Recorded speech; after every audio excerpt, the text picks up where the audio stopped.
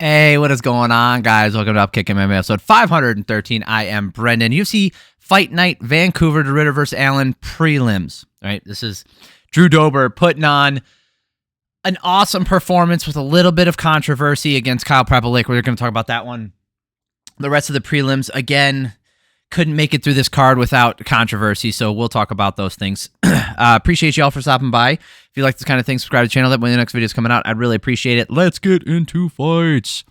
Also, if you're looking for the main card, it's in the last video, as well as anything. I think my neighbor just took my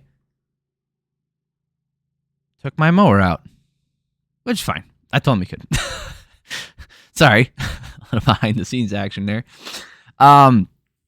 Drew Dober, you know, maybe it's because of the way he's built or whatever. And I had the same thing when I talked about Brendan Allen. When I see guys built that way, right? They're built in a similar fashion to like myself, or that they have that stocky bodybuilder style build. There's something about it. I look at him, I'm like, oh yeah, that guy's gonna win. I know it's not right. I know we've seen all the memes. We know it as fight fans. We know what the guys who are the best in the world. We've seen it like, oh, try convincing casuals that the guy on the left can beat up the guy on the right. I know that. But every so often, you do get a guy who looks like a Yoel Romero, a Drew Dober, just a jacked dude who can kick ass and's got decent cardio. And you're like, oh, you know what? He's holding down the fort for us guys, with a little bit of hope that maybe if it came down to it, we could slang and bang. I can't. Anyway, a little bit of controversy, and we'll get to this. Dober was landing some really hard leg kicks. It was interesting to see a southpaw versus southpaw matchup. You could see it. There was a little bit of it's awkward to watch, right? When you're looking for it, because you can see it in their movements. It's not that it's not fluid at all, but it doesn't come off as natural, right? Drew Dober hitting those outside leg kicks with that rear leg. Normally he's not doing that. He's going inside with the rear leg. If he's going outside, he's going with that front leg. So, you could see him kind of like get a feel for it as the fight went on. It's not like he's never done it before. Obviously he has. He's fought southpaw guys before. But it was interesting to see he was the one who kind of landed those bigger leg kicks. It just looks like Prepolec was uncomfortable out there. He was landing low kicks as well. But his best shot was the jab, and Dober he outstruck him 28-17. Clearly his round, no problem there. I had a 10-9 for Dober. Second round, it's cool to see Dober having fun out there, throwing lots of kicks, spinning kicks. Prepolec landing more, continuing what he found later in that first round. He started to pick it up with that jab and build off of it. And then Prepolec was starting with starting to win the war of attrition. Now, he got outstruck here in the second round, 35-27, but you could tell was, the Prepolec, it just looked like his shots were landing with a little bit more, they had a little bit more of an impact, and Dober was wearing it worse. Prepolec was starting to kind of put it on him, even though he got outstruck here. And then Dober goes for like first day of jiu-jitsu takedown and gets stuffed, and it just did not look good. Close round with both guys landing big, neither one dropping until the very last punch from Prepolec, which takes the round for me. So as the round went on, I started to feel like Dober kind of found his way back into it. Prepolec it was back and forth round was pretty good, but the very end, Prepolec drops Dober with a shot. I was leaning towards him anyway, but that really sealed the deal. So I had it 19-19 going to the third round. Dober was a little frenetic to start the round, both guys landing, and then Dober kicks him in the nuts really hard. So this is where some controversy comes in, because later in the night, now this is not the fault of this referee, John Cooper. This is not his fault, okay? Because this was in the prelims. It's obviously the first time this happened on the night. He goes over to Dober and tells him, like, hey, this is a hard warning. But then he eventually takes a point because Prepolec is hurt so bad. Well, problem with that is that later in the night, this exact situation happened and no point deduction was taken. In fact, I would argue that what happened later in the night was much worse than what happened here as far as the effect it had on the opponent. Anyway, there's a 3 minutes and 50-second break, and Dober just goes fucking ham. He just goes for the finish, just an onslaught, and he gets a TKO. And yes, it's unfortunate, and yes, and blah, blah, blah. And here's the thing. DC was really having an issue with the time that took, the foul, and the fact that Dober got to recover as well and got the finish. Here's the thing. He should be more upset like this all the time. I'm okay with him bitching about this. Please keep doing this. Please, please. I need more of the MMA media, the MMA team, the UFC team to talk about these things consistently. They need to talk about it more. They need to make it a bigger deal. And yes, if it drives the broadcast down to a grinding halt on a fight night, so be it. So be it. What else are they going to talk about for the next 5 minutes between fights with the stupid fucking commercials that are coming up? Bitch about this stuff. Make it a point. Talk about it. Get the MMA media space. Get it in a whirl on all the controversial like referee decisions. So here's the thing. After the broadcast, I'll talk about this one, and then I'll move on because we got oh man, we got so many fights to go through. But in the post-fight, oh my God, the desk analysis, right? The post-fight desk analysis, they're going over the stuff, and Michael Chiesa is saying that he thinks he's like, yeah, I think there should be one hard warning. You know, you should get one warning, and the very next time you do that, you do a foul, you get the point deduction. Now, he did not make it, he said for any foul, so like eye poke, nut shot, fence grab, but he did not make it clear if he meant repeat foul, so you get one fence grab, you get one free fence grab, one free nut shot, and one free eye poke, free with any purchase at UFC.com. No, you get a free foul, essentially. And now, I don't know if he meant, like, you can nut shot, you could do one of those, and then the very next time you commit any other foul, you know, a point is deducted. But literally standing right next to him is, God dang it, Alex Smith? It's not Alex Smith. What an idiot. Anyway, next one on the desk, the fight, God, Smith is his last name. Why can I not? Anthony Smith. Good grief. Lionheart. He says, I think there should be a point deduction based on, he's like, I am going to talk about it. I think there should have been a point deduction later in the night, right? Based off of the same interactions, that same foul. Here's the thing. Like I said, I want to talk about this. It was in the main event. It was in the feature prelim. It happened in the main card. I want to address it one more time. I know I talk about this a lot, but we're seeing it come to fruition, right? It's not more and more often. Like, I have all the stats. It's pretty consistent that these fouls are just going to keep happening. It's not like it's happening out of the ordinary. There needs to be a unified set of rules. And this actually, oh man, I was thinking about this for scoring as well, for like 10-8s and 10-7s. But that's a side note. Let's talk about this real quick. There needs to be a just hard line in the sand with no subjectivity. Okay? There needs to be a hard line. And that line is, if a foul is committed, a point is taken. You can confirm that a foul was committed, right? You can use the video, right? Obviously, stop the fight, address the damage that has been done by it.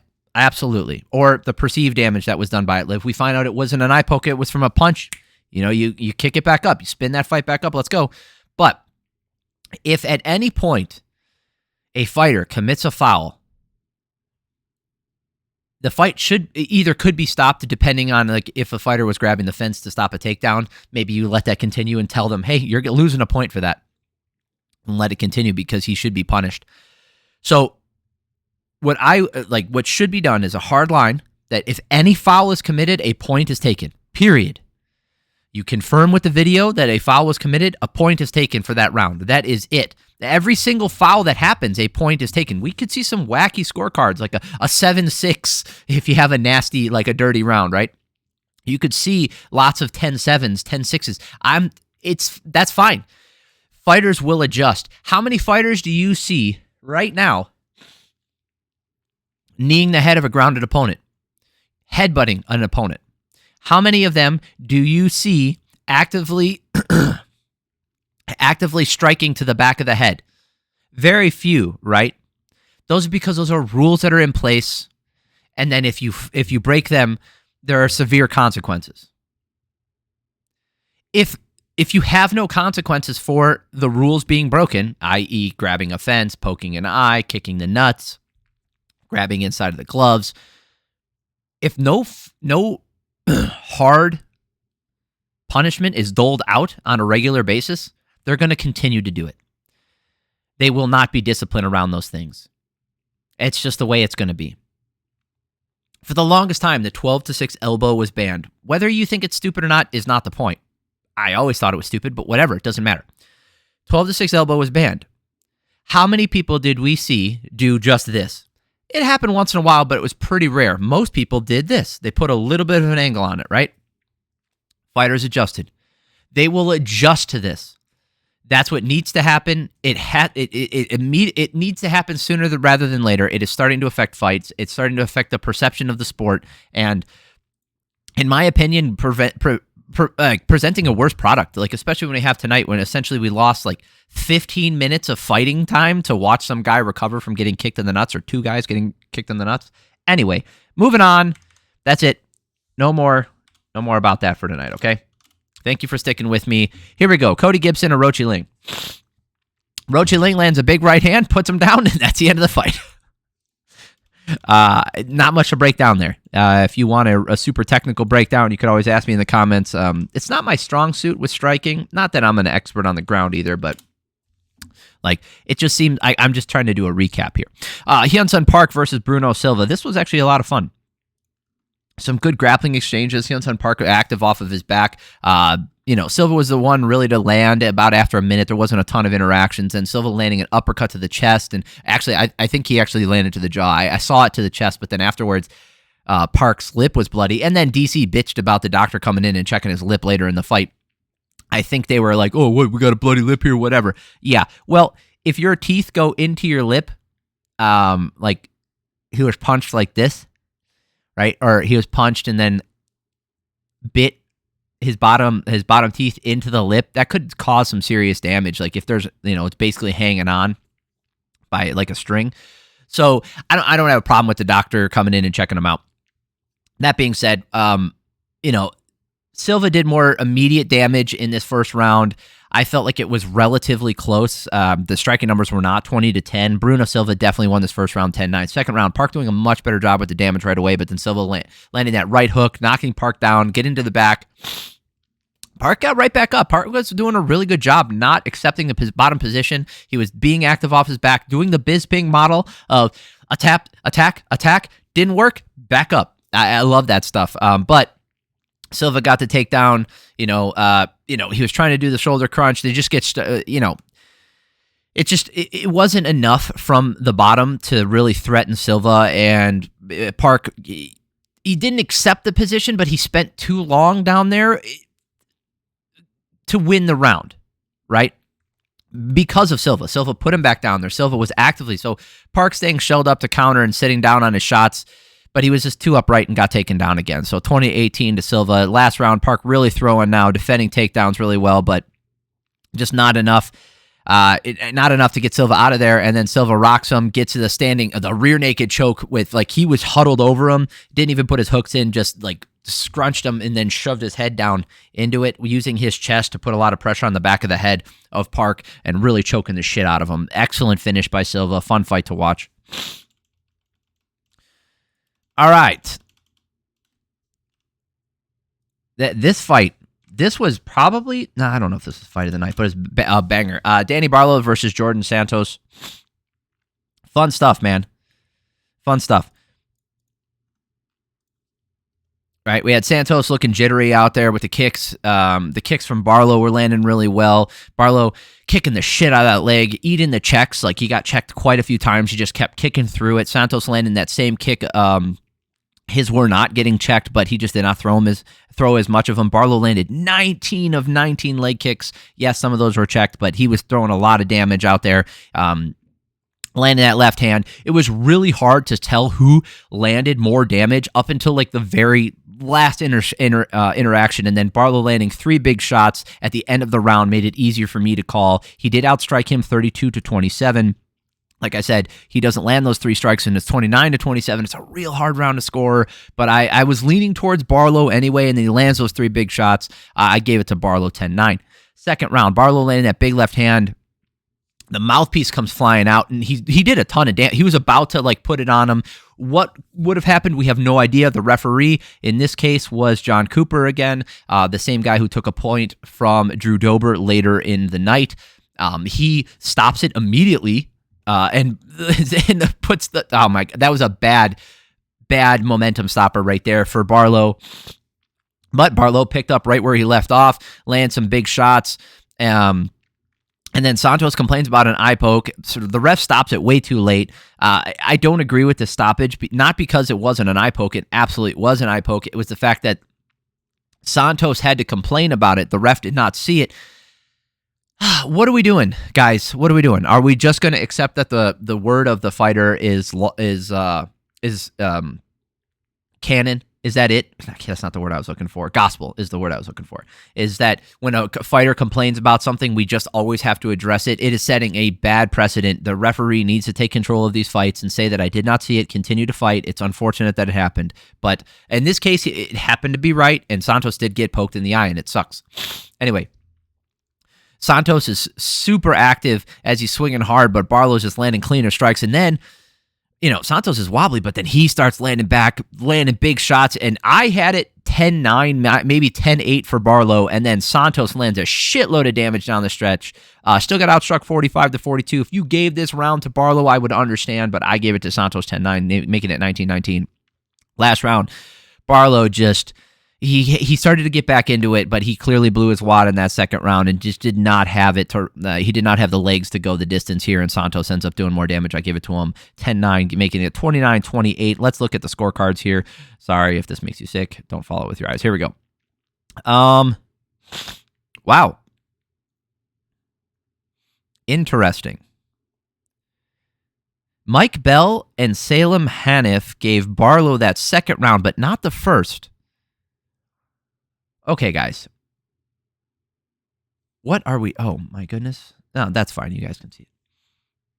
What are we doing? I'm looking at these scorecards for the first time. What are we doing here? That first round should have been Barlow's. I guess they just don't... Mike Bell and Salem just don't like leg kicks. And Jake Maxim had it how I had it. That's interesting. That second round. Wow. Barlow.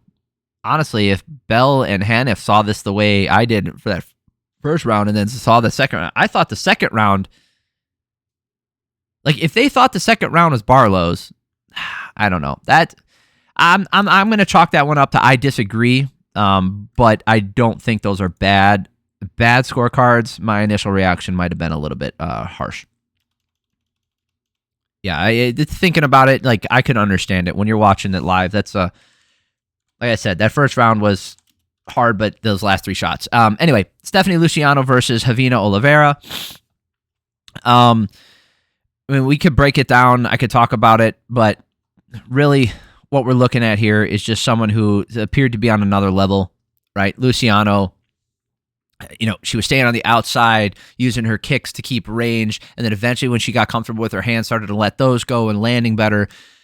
Oliveira was headhunting, really trying to swing big, and landed a few times in that first round, but then as the round, so clearly, Luciano wins that first round clearly, and then the second round, it just got more and more, and then eventually in that third round, huge right hand and ground and pound, and Luciano gets to the back, squeezing the shit out of her face and getting underneath the chin, getting the rear naked choke. So excellent fight from Luciano. She just looked levels above, right?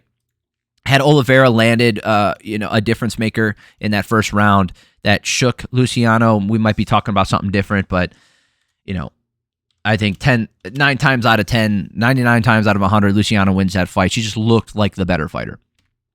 Azamat Bekoev versus Yousri Belgaroui.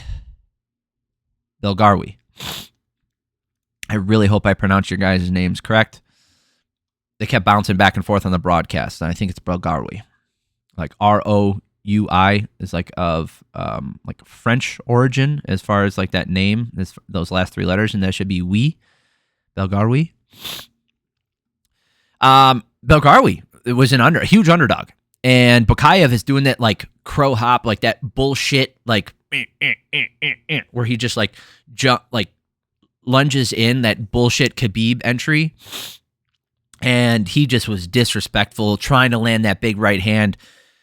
I'm gonna tell you, it landed one time, I think, in the second round, but other than that, Belgaroui just put on like a striking masterclass and punished Bekoev, right? You know, he was swinging so fucking hard, but it was sloppy, and he just, like, he needed to land one and put him down, and he did hurt him in the second round, but he clinched right afterwards. So, like, Belgaroui outstrikes him that first round, clearly wins it. That second round, he's outstriking him, and he wasn't, Bekoev wasn't hopping like an idiot so much in that second round. He's like, oh, fuck, I got to really try a little bit here.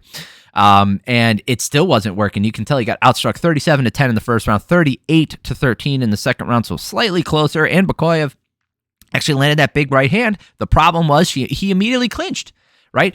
So even if he had done a ton of damage and was working towards a finish, let's say, right? We don't know how much damage it was because Belgaroui was held up essentially by Bekoev along the fence.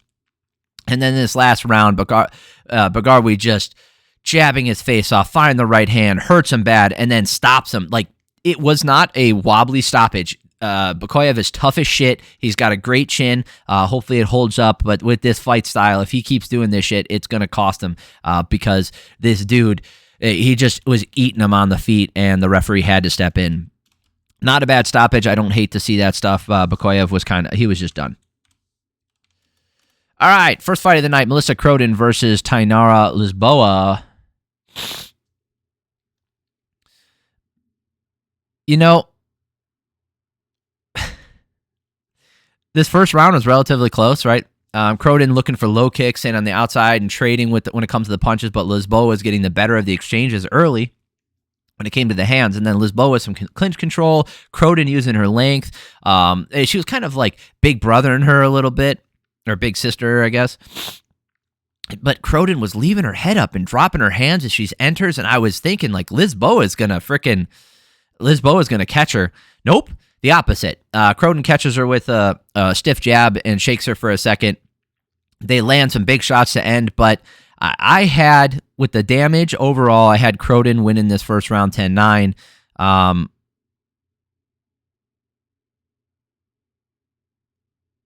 You know, it was so close. Croden was wearing it worse, so... No, actually, I had Lisboa winning. My apologies. I had Lisboa winning because I felt Croden was wearing the damage worse. Even though she had landed some big shots of her own, I felt like Lisboa was landing it better. I could be wrong about this. 27-25. It was a very close round for the striking numbers, but I gave it to Lisboa. Second round. Lisboa just holding her along the fence. She clearly didn't have it in her. Croden looked way more fresh. I wish I could give this second round a 10-8 because this first round was super close. Right, this is where I think I don't want to talk about this too much. In the last round, Croden bullies her, just not enough at one time, and then eventually just makes Lisboa quit and finishes her 39-4 for striking numbers the last round. But here's what I was going to say. So I'll leave you guys with this. Thank you guys for stopping by. I really appreciate it. I'm going to go on probably about like a 5-minute rant here at the end of the video about our scoring criteria. If you're not interested in that, I totally understand. If you like this kind of thing, though, subscribe to the channel. I really appreciate it. And then like the video if you liked it. So for those of you guys who still stuck around, let's talk about scoring real quick here. When you have, so as it's written down, right, a 10-9 round is supposed to be when someone wins a round, however close it was, but it's supposed to be when someone wins a round slightly. They do slightly more, right? If we're fighting and I land 10 punches and you land 12, like that's a 10-9 round. Like all those punches being equal, right? Like we both just land jabs. So that's a 10-9 round. What should not be a 10-9 round is when you land 40 shots and I land 15. because you clearly won that round against me. But in our current interpretation of the rules, very rarely do you see that given a 10-8, because 10-8s are reserved for when someone almost gets finished. I don't think that should be the case, because you're really leaving a lot of your, one, it's subjective already, but you're leaving a lot of your minutia on the table by essentially just scoring everything a 10-9. So you end up with fights like this, where in that first round it's really close, and that's a 10-9. And then the second round, it's clearly Croden's, but it's still a 10-9. Do you understand how that's kind of fucked up? So what it should be is a 10-9 stays as it is, right? A 10-9 should be, a very close round with a winner, right? You can always give a 10-10, right? A draw round. We both land one jab and there's nothing else that happens. That's a 10-10. Sure. But those should be exceedingly rare. That should be one of the rarest rounds, if not the rarest round possible, right? And then you have a 10-9, which is, like I said, a winner, but not by a lot. Like it's a very competitive round with one person who did slightly more. A 10-8 round should be when there's no question about who won that round. It doesn't have to be a beating, right? If you clearly win a round against me, that's a 10-8, not a 10-9 anymore. And then a 10-7 should be how we do 10-8s now, when it's just a fucking beatdown and it's nearly finished, just a mauling. That's a 10-7 round. If you take me down at the beginning of the round and keep me down for 5 minutes and I don't do anything to you and you land a few ground and pound shots along the way, that should be a 10-8 because it's clear. If you take me down and beat the shit out of me and almost get a finish, that should be a 10-7, not a 10-8. This way, we have consequences for people trying to coast, and we also reward people trying to actively get finishes. So I don't think it would cause a problem. I think it would be a little bit of heartache in the meantime, and it's going to be kind of difficult for people to accept as we change it, but I do think that should be changed. There you go. That was not 5 minutes. I was just thinking about that as I was I was watching the first fight of the night, and I was noodling over that as I was watching it continue. So I appreciate y'all who stuck around. It means a lot to me. Love you guys. Have an amazing week. Peace.